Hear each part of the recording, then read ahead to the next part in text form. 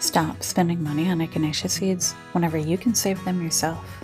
This process is super easy and fun, saving you a few bucks that you can spend on other seed varieties that you haven't tried yet.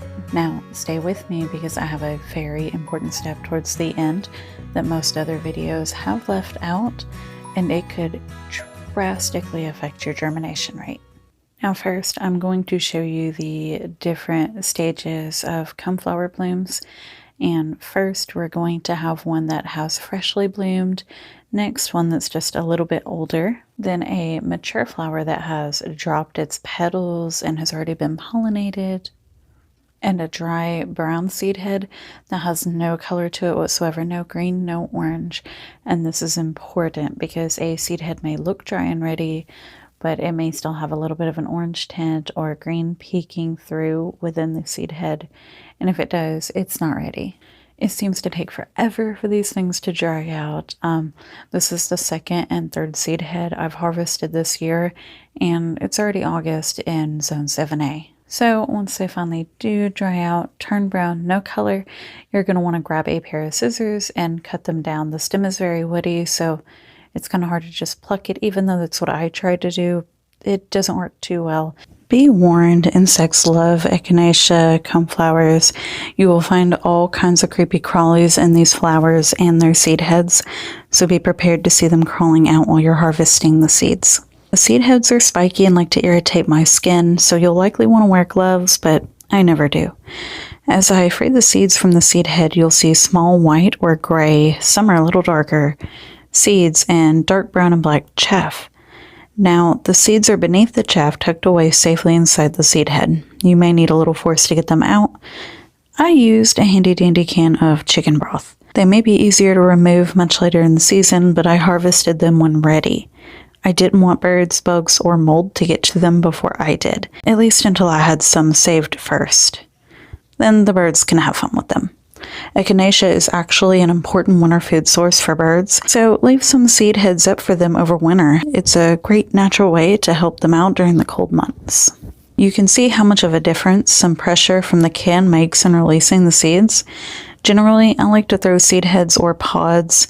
Now, this is for hard seeds. Soft seeds would crush, but the seed heads or pods into a sack and hit them against something to release them. So maybe a pillowcase or a brown paper sack, smack them against the porch or a stone, a paver, anything kind of hard. And that helps to release the seeds from their pods. But for 2 seed heads, that was a bit overkill. And of course they would poke through a plastic bag. So I went with a plate and can. Use what you got, right? It works, it works. I try to be gentle with the process, so it takes me a bit to release all of the seeds. It's incredibly satisfying when they all just pour out though. Once the seeds are released, you can try to remove some of the chaff.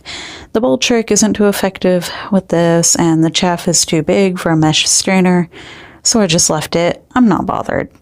It takes a long time to try to get it out, so I'm just not going to fool with it. It's not going to hurt anything. So I then place the seeds into a plastic bag. You need to make sure they're dry though, and label them so that you know what they are. Now, this next step is very important. I recommend it with all perennial flowers and food crops and some annuals. Throw your echinacea seeds in the freezer for 2 weeks before storing. This process is called stratification, and it mimics winter for the seeds. When a warm, wet period, planting time, follows a cold period, it tells the seeds to wake up. If they stay warm, they stay dormant, so the survival mechanism prevents them from growing in late summer, where a freeze may take them down before they can set their own seed. Many types of seeds won't germinate well or at all until they've gone through stratification. This simply ensures that the plant has time to grow, mature, flower, produce seed heads, and ensure the next generation before it is killed off by a winter frost. So this actually makes perfect sense whenever you think about it, and it's really smart. I mean, they're plants, but It's still smart, right? If you want to be extra careful and save yourself a lot of oh no moments in the future, make it a point to either stratify new seeds that you save or that you buy, or keep your seed collection in your freezer. Blueberries, strawberries, lavender, and so many other hard to grow seeds actually significantly benefit from this process. So if you've ever tried to grow something like strawberry seeds or lavender seeds and they just wouldn't grow, this could have been your problem. I'm getting a little off track here. I'll have to make another video for you guys detailing stratification because it is just such an important process of seed saving and gardening. So I'm going to have to add that to my YouTube collection. Anyways, once I stratify the seeds, I toss them into my collection. But if you're relying on these seeds for trading, or you simply need to expand your Echinacea garden, and it's very important to you that you do so, you're going to want to take an additional step and do a germination test. I definitely recommend saving extra seed for this purpose.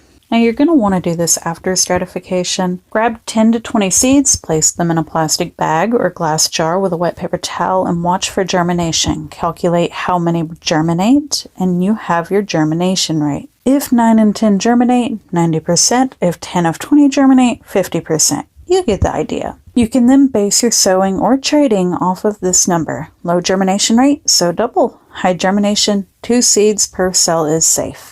My final tips for today are, if you have a first-year Echinacea plant, you likely won't get seeds. I grew these plants from seed and they were too young to produce seed their first year. This is their second year. Next, if your plants are diseased or failing and it isn't due to pest pressure, avoid collecting seed. Do not collect seed from a plant with aster yellows. I'll be releasing a video about aster yellows either before or after this one, so check out that video on my channel if you do not know what aster yellows is. It's not curable, and any seeds produced by an affected plant are likely sterile.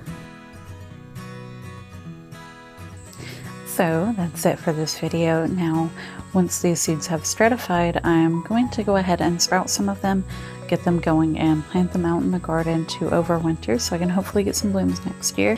So stay tuned, and I should have one of those videos coming within the next 6 weeks. And again, the aster yellows, look for that video as well. I should have that one up shortly before or after this one.